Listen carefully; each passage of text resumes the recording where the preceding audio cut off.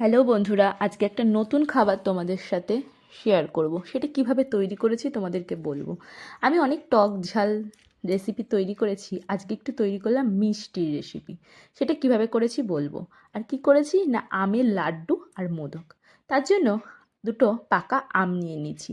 আম নিয়ে ভালো মতন আমের মুখটাকে কেটে নিয়ে ছাড়িয়ে নিয়েছি ও তারপর পিস পিস করে আমগুলোকে কেটে নিয়েছি।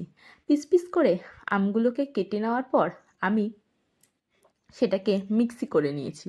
হ্যাঁ বন্ধুরা, এই ভিডিওটা যদি তোমাদের বা এই রেসিপিটা যদি তোমাদের ভালো লেগে থাকে, পেজটাকে অবশ্যই একটু ফলো করে দিও।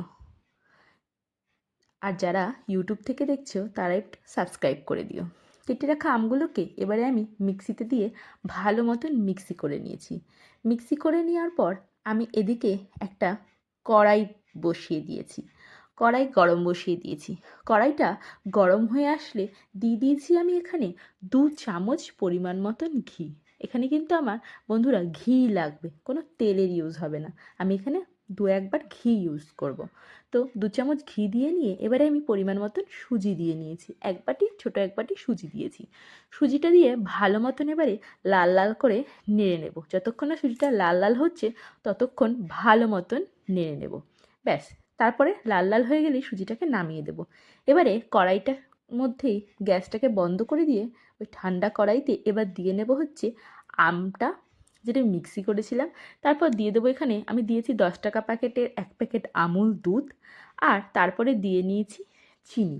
আমি এখানে 1 কাপ মতন চিনি দিয়েছি। তোমরা আমের মিষ্টি অনুযায়ী বা তোমরা যে যতটুকু মিষ্টি পছন্দ করো সেই অনুযায়ী চিনি দেবে। তারপর দিয়েছি আমি এখানে 500 ml দুধ। 500 ml লিকুইড দুধ নিয়ে ভালো করে মিশ্রণ করে নিয়ে তার মধ্যে দিয়ে নিয়েছি এখানে এলাচের ভেতরে থাকা দানাগুলো। ব্যাস, এগুলোকে দিয়ে নিয়ে এবার গ্যাসের ফ্লেমটাকে জ্বালিয়ে ভালো করে টানিয়ে নিয়েছি দুধ আর আমের মিশ্রণটা। একটু জাল হয়ে গেলেই এবারে দিয়ে দিয়েছি ভেজে রাখা সুজিগুলো। ভেজে রাখা সুজিগুলো দেওয়ার পর দেখতেই পাচ্ছ কতটা স্ট্রাকচারটা গায়ে গায়ে হয়ে গেছে। এইবারে এর মধ্যে দিয়ে দিয়েছি আরও 2 চামচ ঘি। এখানে তোমরা ঘিটা নাও দিতে পারো, বাট আমি এখানে লাড্ডু তৈরি করছি, একটু লাড্ডুতে তো ঘিটা যত দেওয়া বেশি দেবো ততটাই খেতে বা দেখতে খুবই ভালো হয়। যাই হোক, এবার ঘি দিয়ে নিয়েও ভালো মতন নাড়িয়ে নিয়ে আমি নামিয়ে নিয়েছি। এবার ওটাকে ঠান্ডা করে নিয়েছি। ঠান্ডা হয়ে যাওয়ার পর এবারে 2 হাতে ভালো করে ঘি মেখে নিয়ে লাড্ডুর আকারে প্রত্যেকটাকে গড়ে নিয়েছি। ব্যাস, লাড্ডুর আকারে গড়ে নিয়েছি। একটু সাজানোর জন্য আমি এখানে একটা কিশমিশ দিয়ে নিয়েছি, তোমরা কাজু দিয়ে নিতে পারো।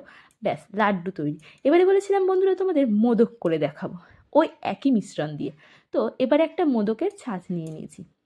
মোদকের ছাঁচ নেওয়ার পর এবারে মোদকের ছাঁচটা একটু ভালো করে ঘি মাখিয়ে নিয়েছি। ব্যাস, ঘি মাখিয়ে নিয়ে ওর মধ্যে ওই মিশ্রণটা দিয়ে নিয়ে তৈরি আমাদের মোদক। তোমরা কিন্তু লাড্ডু না খেলেও প্রত্যেকটাকেই মোদক করেও খেতে পারো। দেখতেও যেমনি সুন্দর হবে, খেতেও তেমনি সুন্দর হবে, আর হয়েছিলও তেমনি কিন্তু সুন্দর।